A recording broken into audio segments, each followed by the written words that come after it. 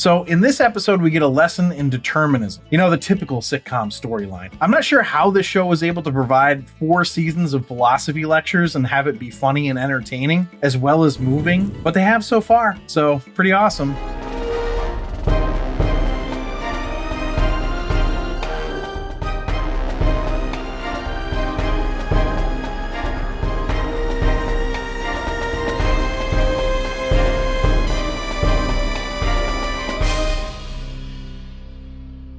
Welcome back to another episode of The Rank. I'm John, and today we're going to be ranking another episode of The Good Place. Now, if you're enjoying these episodes, if you're just a fan of The Good Place and you enjoy consuming content about it, please consider subscribing and or following. Like the episodes, comment or email your questions, concerns, suggestions, whatever to info@therankpodcast.com. Please also consider becoming a patron at patreon.com/therankpodcast. Now, today we're ranking the 7th episode of the 3rd season of The Good Place, titled The Worst Possible Use of Free Will. Written by Cord Jefferson and directed by Claire Scanlon. Now, just a quick personal announcement. My wife and I just had a baby on August 5th. Another one? So I'm going to try to continue to stay up with these episodes so that they come out on the same days every week, Tuesday, Thursday, Saturday, Sunday. But hopefully you guys will give me some leeway if I miss some here. But yeah, new baby. It's exciting stuff over here. Yay. All right, so back to the episode. Now, the whole point of this series is that we're trying to figure out what's the best sitcom of all time. So we rank every individual episode, and then we take those rankings and average them out, and that gives us the best sitcom of all time, hopefully. And of course,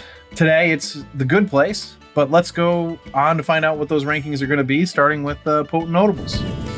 Potent Notables. Now, this episode aired Thursday, November 8th, 2018. Now, they've gained 100,000 viewers from 2 weeks ago, going from 2.672 million viewers 2 weeks ago to 2.718 last week to 2.772 this week. So literally exactly 100,000 viewers. What I do find interesting is that it looks like it's an NBC problem more than a Good Place problem, because it actually just barely lost to Will and Grace, which was the 9 o'clock show. And it had nearly 1 million more than the 9:30 show on NBC, which was I Feel Bad, whatever that is. I don't know. I just noticed it. So here I go talking about it, and I'm spending too much time on it. Antonio's probably going to cut this, and he should. No, I don't think I will. Either way, it didn't hold its lead from Superstore, which had 500,000 more viewers, and it lost to everything in its time slot except Supernatural on the CW, as far as broadcast channels are concerned. It got beat by Grey's Anatomy, Young Sheldon, and NFL Thursday Night, which had the highest viewership of the night. Who was playing? Now, I know Antonio wants to know. I really don't. The Steelers beat the Panthers 52-21. Just because I was curious, because it was such a high score, Roethlisberger threw 5 touchdowns that day. Who? Wow. All right, so the bottom of Michael's chart about Eleanor reads, page 4,815 of 162,342, which is a nod to the numbers 4, 8, 15, 16, 23, 42, commonly featured in Lost, which is kind of a little fun thing there. And lastly, for our last Potent Notable, we got some more Tahani name dropping, and this time she name drops Barbra Streisand, saying that she was a friend who gave her a cloned Siamese cat, which killed itself. So there you go. Now, there's a whole list that I've done in previous episodes of all of the different name drops. I'm not going to do them here. Maybe it'll be at the end. I'll do them all again. But if you do want to hear them, you can go to previous episodes. But those are all the Potent Notables. Let's go to the episode overview. So in this episode, we get a lesson in determinism. You know, the typical sitcom storyline. I'm not sure how this show was able to provide 4 seasons of philosophy lectures and have it be funny and entertaining, as well as moving, but they have so far. So pretty awesome. We start out the episode in an Arizona public library because Michael and Eleanor needed some solitude, which is a fun jab at Arizona. This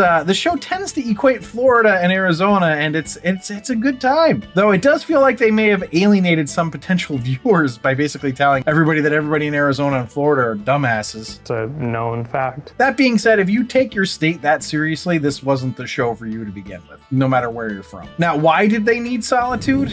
Because this episode led off with the repercussions of Michael's revelation to Eleanor at the end of the previous episode, in that she declared her love to Chidi in the afterlife. Michael is reticent to show her what happened in the afterlife for a couple of reasons. One, because it's pretty intense, as only 3 seconds made her bald, which was a fun bit. And the other is that he didn't want her to see him being so cruel and torturing her. She was very forgiving to him for that, saying that she couldn't be mad at a demon for doing demon stuff. essentially, which, makes sense, but still, I might still be a little mad. Now, the most fun for me was to see everyone back in the neighborhood doing neighborhood stuff again. I thought that was a lot of fun. We get a bit that we never saw in any of the previous episodes where they get to pick an animal, and Eleanor chose a lizard, Tani chose a mirror centaur, which is just so narcissistic, and Jason wanted a mythical creature, a penguin. Thank you, Jason. Of course, Chidi struggles to choose between two puppies, because of course he does, and he ends up with an owl, which he's terrified of. Naturally, the animals were picked with a design to torture them all, but it doesn't end up working because Eleanor tells Chidi to go to the event they had planned because she lost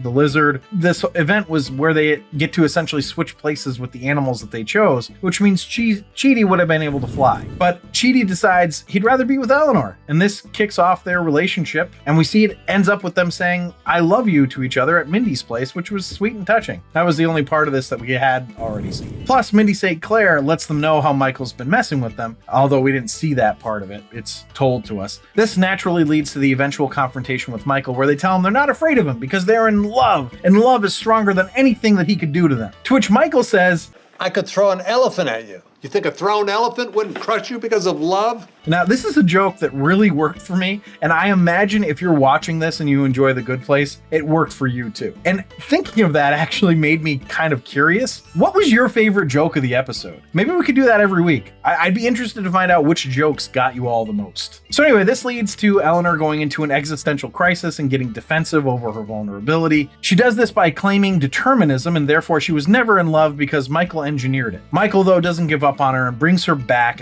It's a really nice moment to show the friendship between Michael and Eleanor and how close they've become. The episode culminates in the realization that Sean from The Bad Place has fashioned a portal to Earth, and Vicky is the first one through. Oh, I just remembered a recurring bit during this episode that every business/public building in Arizona has a porn shot in it after it closes. That's good stuff. Just another one that I really enjoyed. Anyway, we end the episode on the Bad Place cliffhanger, so let's see how it ranked. A rank.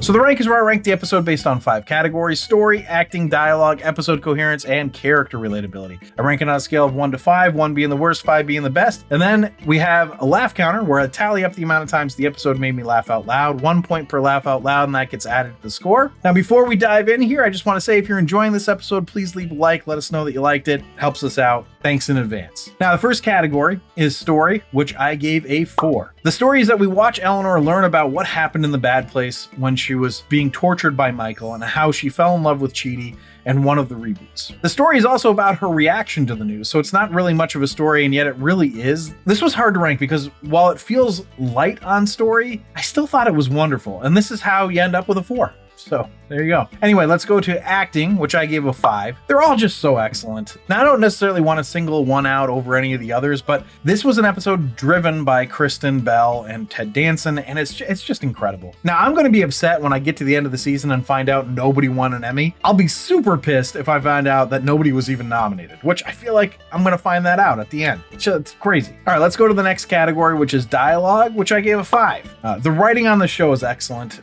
I love the little jabs at Arizona throughout and how they write to their characters so well, and the growth that we've gotten to see from everyone. It's just so damn good. So let's go to episode coherence, which I gave a 5 also. I don't even know what to say. It was a great episode, and at no point did I feel like I wasn't following it. It's fascinating that we've only seen snippets of the reboot where Chidi and Eleanor tell each other they love each other, and yet we know it. I wish we could see a season of that. It looks great. So let's go to character relatability, which I gave a 5. Who couldn't relate to being afraid of being vulnerable or wanting to protect a friend from seeing something bad about yourself? It's such a well done show. So there we go. High rankings all around. So as long as it has a somewhat decent laugh counter, it's going to be in the top 2 tiers likely. And I had 16. So there you go. That puts the episode total at a 40, which means it is just into the meaning of life. And this puts the series average at a 38.4, which is in the holy grail. So thanks for listening and or watching. If you'd like to see a list of our episode and series rankings, you can do that on our website at therankedpodcast.com. Remember to subscribe, review, and comment, and please consider supporting us on our Patreon site at patreon.com/therankedpodcast, where you can get access to all of our archived episodes. And remember, if you like the episode, please leave a like. Let us know that you liked it. But I will leave you with this. Now, originally this episode was going to be about misusing Matt Damon, and the original title was The Worst Possible Use of Goodwill. Oh, Antonio's gonna hate that one. You're enjoying this, aren't you?